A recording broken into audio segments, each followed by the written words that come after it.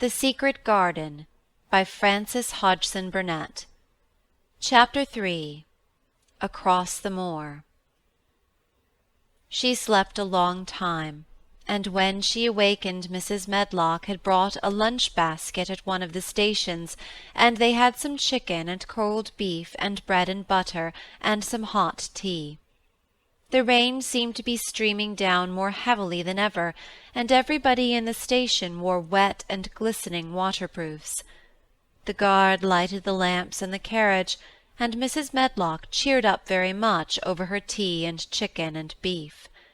She ate a great deal, and afterward fell asleep herself, and Mary sat and stared at her, and watched her fine bonnet slip on one side, until she herself fell asleep once more in the corner of the carriage, lulled by the splashing of the rain against the windows.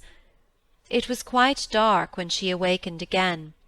The train had stopped at a station, and Mrs. Medlock was shaking her. "You have had a sleep," she said. "It's time to open your eyes. We're at Thwaite Station. We've got a long drive before us." Mary stood up and tried to keep her eyes open while Mrs. Medlock collected her parcels. The little girl did not offer to help her, because in India native servants always picked up or carried things, and it seemed quite proper that other people should wait on one. The station was a small one, and nobody but themselves seemed to be getting out of the train. The station-master spoke to Mrs. Medlock in a rough, good-humoured way, pronouncing his words in a queer, broad fashion, which Mary found out afterward was Yorkshire. "I see thou's got back," he said. "And thou's brought the young un with thee." "Aye, that's her," answered Mrs. Medlock, speaking with a Yorkshire accent herself, and jerking her head over her shoulder toward Mary.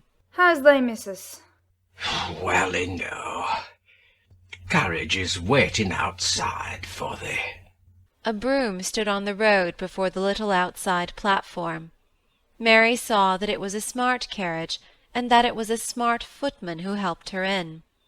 His long waterproof coat and the waterproof covering of his hat were shining and dripping with rain as everything was, the burly station-master included. When he shut the door, mounted the box with the coachman, and they drove off, the little girl found herself seated in a comfortably cushioned corner, but she was not inclined to go to sleep again. She sat and looked out of the window, curious to see something of the road over which she was being driven, to the queer place Mrs. Medlock had spoken of.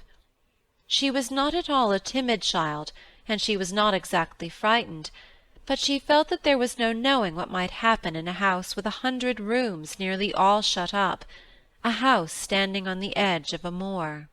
"What is a moor?" she said suddenly to Mrs. Medlock. "Look out of the window in about 10 minutes and you'll see," the woman answered. "We've got to drive 5 miles across Misselthwaite before we get to the manor. You won't see much because it's a dark night, but you can see something." Mary asked no more questions, but waited in the darkness of her corner, keeping her eyes on the window. The carriage lamps cast rays of light a little distance ahead of them, and she caught glimpses of the things they passed. After they had left the station, they had driven through a tiny village, and she had seen whitewashed cottages and the lights of a public-house. Then they had passed a church and a vicarage and a little shop window or so in a cottage with toys and sweets and odd things set out for sale. Then they were on the high road, and she saw hedges and trees. After that there seemed nothing different for a long time, or at least it seemed a long time to her.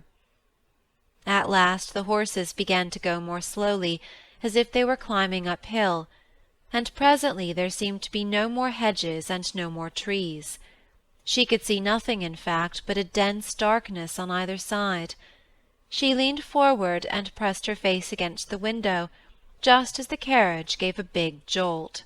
We're on the moor now, sure enough," said Mrs. Medlock. The carriage lamps shed a yellow light on a rough-looking road, which seemed to be cut through bushes and low-growing things, which ended in that great expanse of dark apparently spread out before and around them. A wind was rising, and making a singular, wild, low, rushing sound. It's not the sea, is it? said Mary, looking round at her companion. No, not it, answered Mrs. Medlock. Nor it isn't fields nor mountains. It's just miles and miles and miles of wild land that nothing grows on but heather and gorse and broom, and nothing lives on but wild ponies and sheep. I feel as if it might be the sea, if there were water on it, said Mary. It sounds like the sea just now. That's just the wind blowing through the bushes, Mrs. Medlock said. It's a wild, dreary enough place to my mind, though there's plenty that likes it, particularly when the heather's in bloom. On and on they drove through the darkness, and though the rain stopped, the wind rushed by and whistled and made strange sounds. The road went up and down, and several times the carriage passed over a little bridge, beneath which water rushed very fast with a great deal of noise.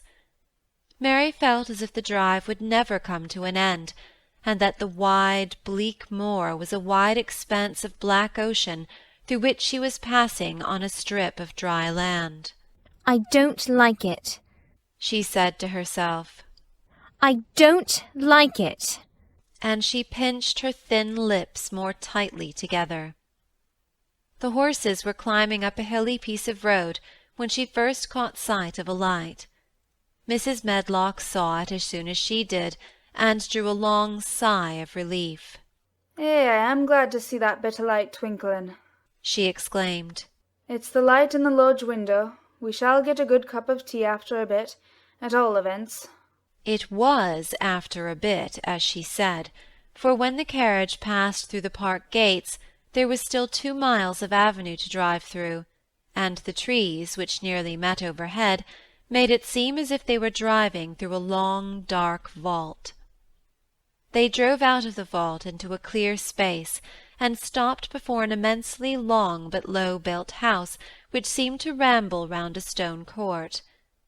At first Mary thought that there were no lights at all in the windows, but as she got out of the carriage, she saw that one room in a corner upstairs showed a dull glow. The entrance door was a huge one made of massive, curiously shaped panels of oak, studded with big iron nails and bound with great iron bars. It opened into an enormous hall, which was so dimly lighted that the faces in the portraits on the walls, and the figures in the suits of armour, made Mary feel that she did not want to look at them. As she stood on the stone floor, she looked a very small, odd little black figure, and she felt as small and lost and odd as she looked. A neat, thin old man stood near the manservant who opened the door for them. "You are to take her to her room," he said in a husky voice. "He doesn't want to see her. He's going to London in the morning." "Very well, Mr. Pitcher," Mrs. Medlock answered. "So long as I know what's expected of me, I can manage." "What's expected of you, Mrs. Medlock," Mr. Pitcher said, "is that you make sure that he's not disturbed, and that he doesn't see what he doesn't want to see." And then Mary Lennox was led up a broad staircase and down a long corridor, and up a short flight of steps, and through another corridor and another, until a door opened in a wall, and she found herself in a room with a fire in it, and a supper on the table. Mrs. Medlock said unceremoniously, "Well, here you are. This room and the next are where you'll live, and you must keep to them. Don't you forget that." It was in this way Mistress Mary arrived at Misselthwaite Manor, and she had perhaps never felt quite so contrary in all her life. End of chapter 3.